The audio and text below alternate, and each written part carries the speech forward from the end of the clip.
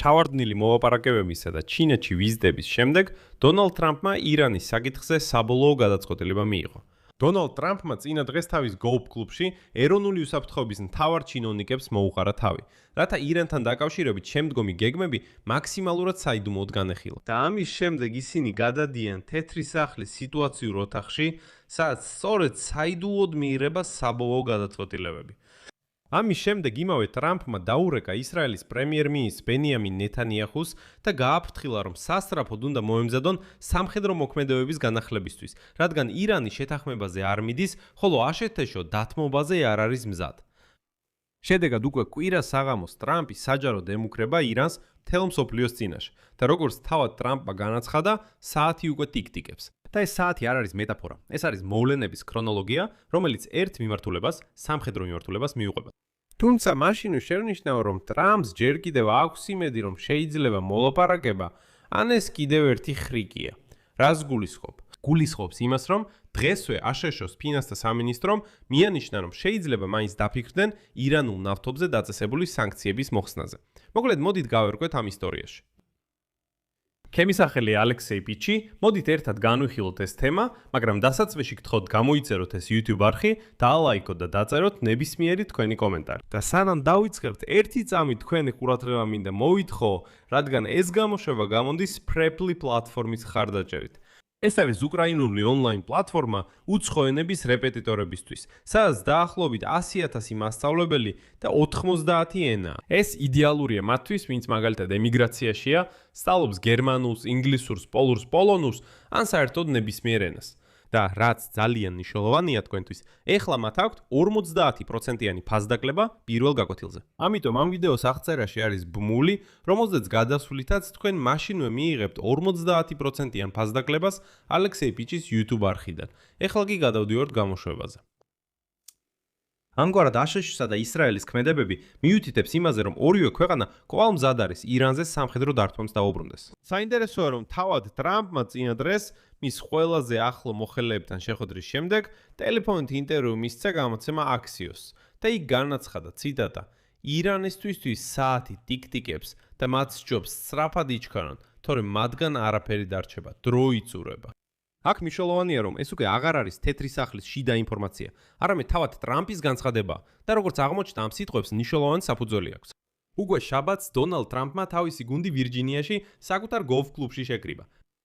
დასწრებოდნენ აშშ-ის ვიცე-პრეზიდენტი ჯეი-დი ვენსი, სპეციალური წარმომადგენელი სტივენ ვიტკოვი, სახელმწიფო მდივანი მარკ რუბიო და ცენტრალური სადაზვერვო სამმართველოს დირექტორი ჯონ რედკლიფი. ეს იყო მთელი გუნდის შემადგენლობა და ეს შეხვედრა არაოფიციალური იყო. გოლფის მოედანზე ეს გახდა პრელუდია იმ მოვლენებისათვის, რაც შემდეგ მოხდა. ორმა ამერიკელმა ჩინოვნიკმა დაადასტურა, რომ უკვე დღეს, სამშაბათს, ტრამპი ოფიციალურად იწვევს თავის ხალხს თეთრი სახლის სიტუაციურ ცენტრში. ეს ის ადგილია, სადაც ტარდება მაქსიმალურად საიდუმლო სხდომები და მათთვის, ვინც არ იცის, სიტუაციური ცენტრი არის ის ადგილი, სადაც მიიღებოდა საბოლოო გადაწყვეტილებები. ბენ ლადენის ლიკვიდაციის ოპერაციაზე, ერაყში ომის დაწყებაზე, სირიაზე სარაკეტო დარტყმებზე, ირანთან ომის დაწყებაზე და ასე შემდეგ. ეს ადგილი უკვე აღარ არის დისკუსიებისთვის. ეს ადგილი საბოლოო გადაწყვეტილებების მისაღებადაა. აქ შეიძლება და გვეგონა, რომ ეს კიდევ ერთი სხდომაა, რომლის შემდეგაც ტრამპი უბრალოდ ახალ მუხარებს გამოთქვამს, მაგრამ არა. ამავდროულად ტრამპმა მნიშვნელოვანი ზარი განახორციელა. ამერიკის პრეზიდენტმა დაურეკა ისრაელის პრემიერ-მინისტრ ნეთანიაჰუს, რათა მასთან ირანი განეხილა, მოეთადბირა და მომავალი სამხედრო მოქმედებები დაეკოორდინირებინა. ამაზე უკვე წერენ ისრაელის ოფიციალური პირები. და ეს ზარი ზუსტად მაშინ მოხდა, როცა ირანმა თავისი პასუხი პაკისტანის მეშვეობით გადმოგზავნა. პასუხი, რომელიც ტრამპმა მაშინვე საჯაროდ უარყო. აი რას შესთავაზა ირანმა. დღეს ალ-ჯაზირა აქვეყნებს დეტალებს ირანის პასუხზე ამერიკულ წინააღმდეგობაზე და მოხავს ციტატა ირანის ოფიციალური ისტორიკოსისგან. ჩვენი პასუხი ფოკუსირებულია ომის დასრულებაზე მთელ რეგიონში, განსაკუთრებით ლიბანში და უთანხმოებების მოგვარებაზე ვაშინგტონთან. ირანის პასუხში საუბარია ჰორმუზის სრუტის შესახებ, მოლაპარაკებებზე ბირთვულ პროგრამაზე და რაც თავარია სანქციების სრულ მოხსნაზე. მაგრამ ეხლა ირანელები ამბობენ, ჯერ მოხსენით სანქციები და შემდეგ დანარჩენი ყველაფერი. ირანმა განაცხადა, რომ მათი სამშვიდობო გეგმის შესახებ მოლაპარაკებები გრძელდება და აშეცეშო სინამდვილეში არ უარყო ირანის საბოლოო სამშვიდობო გეგმა. თუმცა ტრამპმა განაცხადა, ციტატა: ერთს გეტყვით, მათ შეთანხმების გაფორმება ძალიან უნდათ. მაგრამ ისინი აფორმებენ შეთანხმებას, შემდეგ კი გიგზავნიან დოკუმენტს, რომელსაც არანაირი კავშირი არ აქვს იმ შეთანხმებასთან, რომელიც დადეთ. შედეგად, ირანის ახალ წინადადებაზე ტრამპმა უპასუხა 2 პოსტით სოციალურ ქსელ Truth Social-ში. პირველი. ირანი უკვე 47 წელია თამაშებს შეერთებულ შტატებთან და დანარჩენ მსოფლიოსთან. ისინი აღარ გაიცინებენ. და მეორე პოსტი, 2 საათში პირდაპირ. ახლახან წავიკითხე პასუხი. ეძიწოდები ირანის წარმომადგენლებისგან, ეს არ მოწონს, აბსოლუტურად მიუღებელია. მაგრამ უცებ ამ ფონზე ირანული სააგენტო დასნიმი წერს, რომ თითქოს თეთრმა სახმა დათანხმდა ირანის მოთხოვნას. მოიხსნათ სანქციები ირანულ ნავთობზე და ირანს მისცეს უფლება თავისუფლად გაეყიდა თავისი ნავთობი სხვადასხვა ბაზრებზე. ირანი თამაშობს შეერთებულ შტატებთან და მისცეს ირანს უფლება თავისუფლად გაყიდოს თავისი ნავთობი მსოფლიოს სხვადასხვა ქვეყნებში. წლები არ დაუდასტურებიათ, მაგრამ ამ ფონზე ჩნდება კიდევ ერთი ახალი ამბავი, რომ სწორედ ეხლა ამერიკის შეერთებული შტატების ფინანსთა სამინისტრო უკვე არ დაუდასტურებიათ, მაგრამ ამ ფონზე ჩნდება კიდევ ერთი ახალი ამბავი, რომ სწორედ ეხლა ფინანსთა სამინისტრო კავშირის მესამე კიდევ ერთხელ ახანგრძლივებს ეგრეთ წოდებული დროებითი სანქციების მოხსნას რუსულ ნავთობზე. ხოლო თუ რუსულ ნავთობზე მოხსნიან, ეს ავტომატურად ნიშნავს, რომ მოხსნიან ირანულ ნავთობზეც. მაგრამ რატომ არის ირანული წინადადება მიუღებელი ტრამპისთვის? სტრატეგიული და საერთაშორისო კვლევების ცენტრი ხსნის ირანის პრობლემას. ეს ნიშნავს, რომ ამერიკული 14 პუნქტიანი წინადადება ირანისგან ითხოვდა ურანის ნულოვან გამდიდრებას.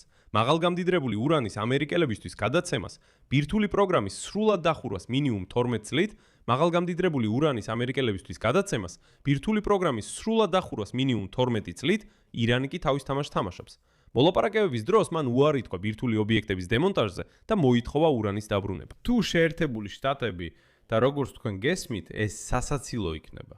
ეს იყო ტრამპის მოთხოვნა. და ის სტრატეგიული და საერთაშორისო კვლევების ცენტრი თავარ წინააღმდეგობაზე შემდეგს წერს. ციტატა. ირანის რეჟიმისთვის ეს კონფლიქტი ეგზისტენციალურია. მაშინ როცა ამერიკელთა უმეტესობის უკეთესობისთვის უკეთესი იქნებოდა, რომ ეს რაც შეიძლება მალე დასრულდეს. ირანი იმედით თამაშობს შეერთებულ შტატებში შემცირება, ისინი მშვიდობით აყალიბებენ მოლოდინებს ესკალაციის მიმართ. შემდეგ გაიცინებენ. ანალიზებს რა მოხდება თუ დრო მართლა სამოიწურება. ციტატა.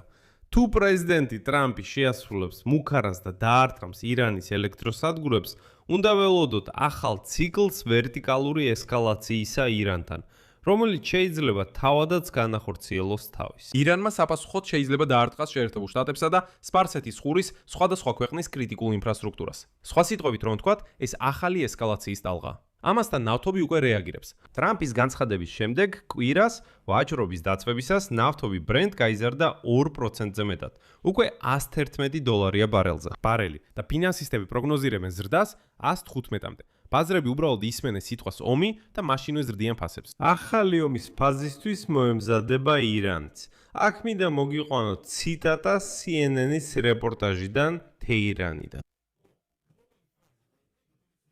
ბოლო დღეებში ლავაშში გამოჩნდა საზოგადოებრივი იარაღის გაცემის პუნქტები, სადაც სამოქალაქო პირებს სთავაზობენ საბაზისო გაკვეთილებს იარაღთან მოპყრობის შესახებ, თუ როგორ ამგაცრებენ ირანის ხელისუფლება წესებს და ამზადებენ ხალხს შემდგომი კონფლიქტებისთვის. ანაკის მოედანზე ერთ-ერთ კარავში ჩვენ დავინახეთ ქალი, შავ ჩადრში, რომელიც სწავლობდა როგორ ემუშავა AK-47-ის ავტომატთან. ხოლო მამაკაცი სამხედრო ფორმაში და ნიღაბში უჩვენებს მას, როგორ გამოიყენოს და აწყოს ეს იარაღი. იარაღისკენ მოწოდება ასევე მეორდება სახელმწიფო ტელევიზიით, სადაც რამდენიმე არხზე წამყვანები ავტომატებს აჩვენებენ. სახელმწიფო ტელეკომპანია ოფოკის წამყვანმა ჰოსეინ ჰოსეინიმ პირდაპირ ეთერში გაისროლა სტუდიის ჭერში მას შემდეგ, რაც გაკვეთილი მიიღო ისლამური რევოლუციის გუშაქთა კორპუსის უნიღბავი წევრისგან. განსაკუთრებით აღსანიშნავია ტელეკომპანია Channel 3-ის წამყვანის მობინე ნასირის გამოსვლა, რომელმაც მაყურებელს ორივე ხელში საიერიშო შაშხამით მიმართა. ეს იარაღი ვანაკის მოედნიდან გამომიგზავნეს, რათა მეც როგორც თქვენ ვისწავლო მისი გამოყენება, განცხადა მან. ასე რომ აშკარაა, რომ ირანი ემზადება ომის გასაგრძელებლად და აქვე დავამატებ, რომ ის კვლავ თამაშობს შეერთებულ შტატებთან და საერთაშორისო კვლევებთან. შემდგომი ესკალაციის მუქარები მათი კონფლიქტით, რომელსაც ირანის შიგნით სხვები არ უჭერენ მხარს, ბლეფია, რაზეც ტრამპს მხოლოდ სიცილი შეუძლია. დარწმუნება, რომ თამაშობს შეერთებულ შტატებთან და მსოფლიოთან, რეალური არ არის. თუ გაიცინებენ ბლეფი, რომელსაც ტრამპი ხშირად მიმართავს, მხოლოდ რისკს ქმნის. ირანი თამაშობს შეერთებულ შტატებთან და კიდევ უფრო მეტად გაიცინებენ. ირანი შეერთებულ შტატებთან და მსოფლიოთან ისინი გაიცინებენ. მესამე გზის ალბათობა სულ უფრო მცირდება.